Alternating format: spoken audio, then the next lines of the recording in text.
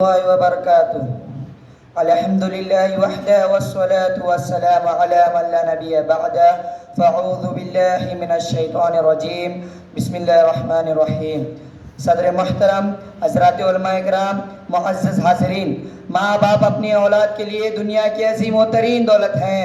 جس طرح آنکھوں کی قیمت اندھے کو معلوم ہے، ہاتھ کی قدر لولے کو پتہ ہے، پاؤں کی اہمیت لنگڑا جانتا ہے، اسی طرح والدین کی قدر و قیمت انہی کو معلوم ہے جن کے والدین دنیا سے اس وقت چلے گئے جبکہ انہیں سہارے کی سخت ضرورت تھی.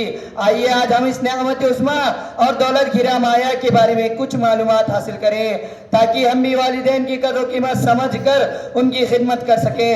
حضرات، اگرچہ ہمارے حقیقی خالق و مالک اور پیدا کرنے والے اللہ تعالیٰ ہے، مگر سب جانتے ہیں کہ دنیا میں آنے کا ذریعہ ہماری والدین ہیں.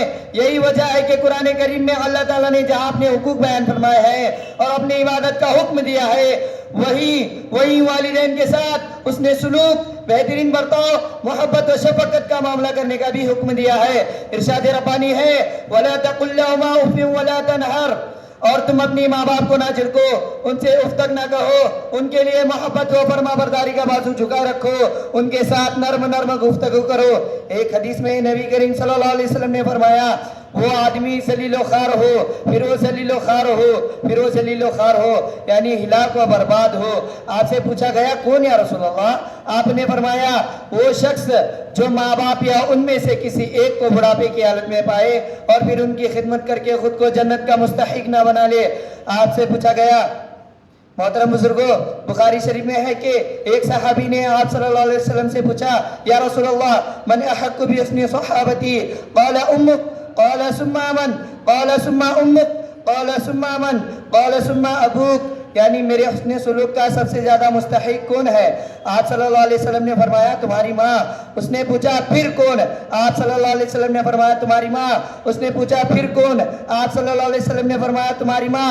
اس نے پوچھا، پھر کون؟ آپ صلی اللہ علیہ وسلم نے فرمایا، تمہارا باپ. ایک حدیث میں فرمایا، باپ جنت کے دروازوں میں سے بہترین دروازہ ہے، تم چاہو تو اس کی نافرمانی کر کے اسے ضائع کر دو یا اس کے دل کو خوش کر کے اس کی حفاظت کرو. ترمذی شریف میں آپ صلی اللہ علیہ وسلم نے فرمایا، جنت تمہاری ماؤں کے قدموں کے نیچے ہے. دوستو، بڑے خوش قسمت ہیں وہ لوگ جو اپنی والدین کی خدمت کر کے اپنی دنیا و آخرت پرسکون بنا رہے ہیں، اور بڑے بد نصیب ہیں وہ لوگ جو ان کی نافرمانی کر کے اپنی دنیا و آخرت جہنم بنا رہے ہیں. یاد رکھیے، جو لوگ ماں باپ کو ستاتے ہیں وہ بھی ایک دن ستائے جائیں گے.